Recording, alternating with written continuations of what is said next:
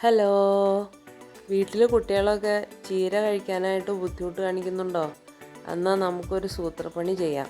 ഇത് കാണുമ്പോൾ തന്നെ തോന്നണില്ലേ അടിപൊളിയാന്ന്? ഇങ്ങനെ ചെയ്യുകയാണെങ്കിൽ ഏത് കഴിക്കില്ലാത്ത കുട്ടികളും കഴിക്കും. അത്രയ്ക്ക് നല്ല ടേസ്റ്റിലാണ് കേട്ടോ ഞാനിവിടെ ഉണ്ടാക്കുന്നത്. അപ്പം നമുക്കത് എങ്ങനെയാണെന്ന് നോക്കാം.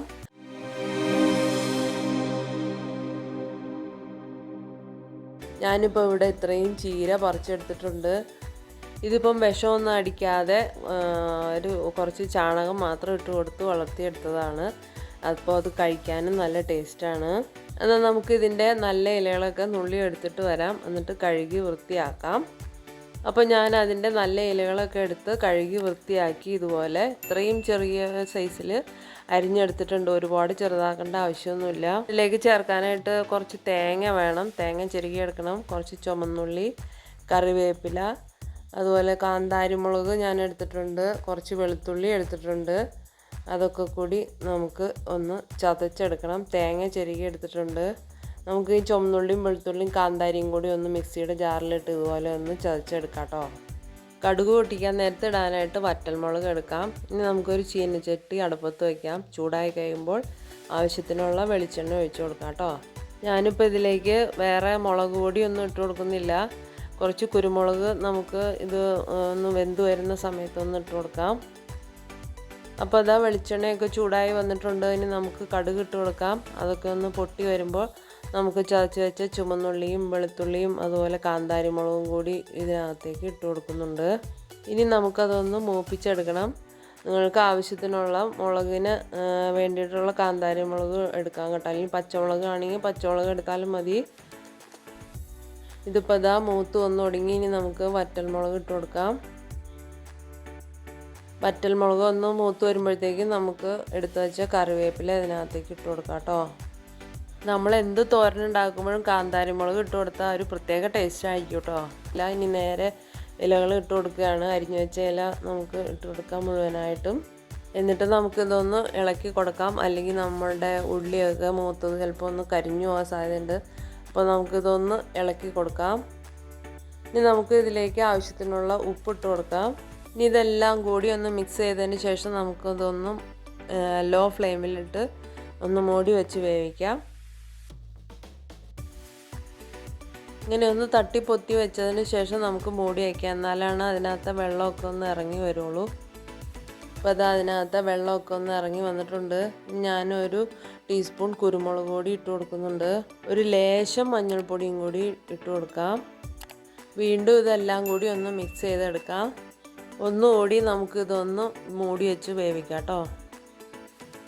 നമ്മുടെ കാന്താരിയും നമ്മുടെ കുരുമുളകും ഒക്കെ ഇട്ട് എന്ത് കറി ഉണ്ടാക്കിയാലും അതൊരു പ്രത്യേക ടേസ്റ്റായിരിക്കും. ഇപ്പോൾ അതാ അതിനകത്തെ വെള്ളമൊക്കെ ഇറങ്ങി വന്നിട്ടുണ്ട്. ഈ ഒരു സമയത്ത് നമുക്ക് ചിരകി വെച്ച തേങ്ങ ഇട്ട് കൊടുക്കാം. തേങ്ങ എത്രത്തോളം ഇടുന്നോ അത്രയും നല്ലതാണ് കേട്ടോ. നല്ല ടേസ്റ്റ് ഉണ്ടാവുകയുള്ളൂ. തേങ്ങ ഇടുന്നതോറും കുട്ടികൾക്കൊക്കെ കഴിക്കാൻ ഇഷ്ടമുണ്ടാവും. ഇനി അതുകൂടാതെ നമുക്ക് വേറൊരു കാര്യം കൂടി ചെയ്യാനുണ്ട്.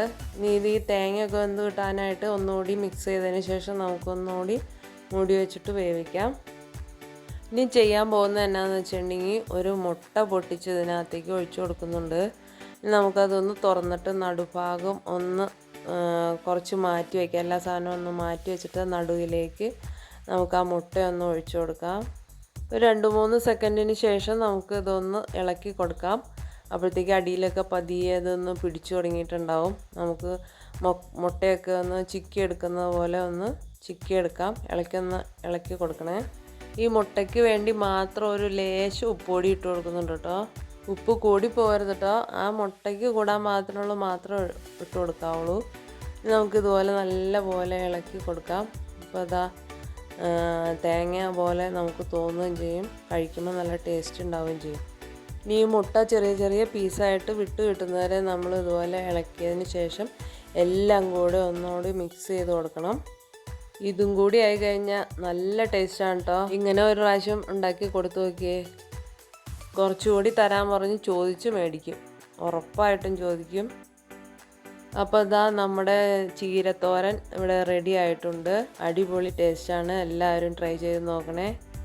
എൻ്റെ വീഡിയോ ഇഷ്ടമായ ലൈക്ക് ചെയ്യാൻ മറക്കല്ലേ. എൻ്റെ ചാനൽ ആദ്യമായി കാണുന്നവരാണെങ്കിൽ ഒന്ന് സബ്സ്ക്രൈബ് ചെയ്തേക്കണേ. നമ്മുടെ ചീരയിൽ ധാരാളം പ്രോട്ടീനും വിറ്റമിൻ എയും അതുപോലെ അയൺ ഇതൊക്കെ അടങ്ങിയിട്ടുണ്ട്. അപ്പം നമ്മൾ കുട്ടികൾക്ക് കൊടുക്കുന്ന സമയത്ത് ഇതൊക്കെ കഴിക്കുമ്പോൾ നമുക്കുണ്ടാകുന്ന ഗുണങ്ങൾ എന്തൊക്കെയാണെന്നൊക്കെ പറഞ്ഞു കൊടുത്ത് വേണം കൊടുക്കാനായിട്ട്. അപ്പോൾ അവർ തനിയെ കഴിച്ചോളും. മുട്ടയും മാംസവും ഒക്കെ കഴിക്കുന്ന അതേ രീതിയിലുള്ള പ്രോട്ടീൻ നമ്മൾ ചീര കഴിക്കുമ്പോൾ ലഭിക്കുന്നതാണ്.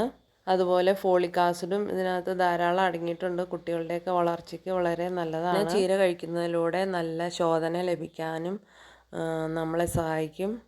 അതുപോലെ ഒട്ടേറെ ഗുണങ്ങളുള്ള ഒന്നാണ് ചീര. നമുക്ക് നല്ലൊരു വീഡിയോയുമായി വീണ്ടും കാണാം. അതുവരേക്കും ബായ്.